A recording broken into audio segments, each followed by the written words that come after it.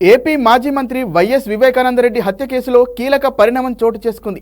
తనను సాక్షిగా పరిగణించాలంటూ 4వ నిందితుడిగా ఉన్న దస్తగిరి సిబిఐ కోర్టులో పిటిషన్ దాఖలు చేశారు.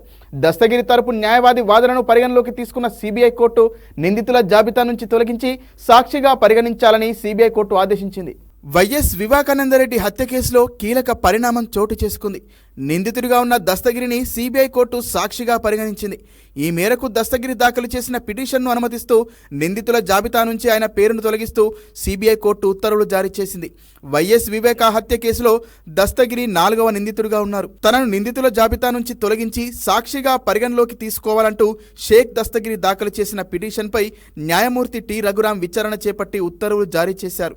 4వ నిందితుడిగా ఉన్న దస్తగిరిని సాక్షుల జాబితాలో 110వ సాక్షిగా పేర్కొన్నారని పిటిషనర్ తరపు న్యాయవాది కోర్టుకు తెలిపారు.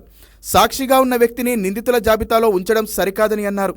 దస్తగిరి అప్రూవర్గా మారడంతో కోర్టు క్షమాభిక్ష ప్రసాదించిందని గుర్తు చేశారు.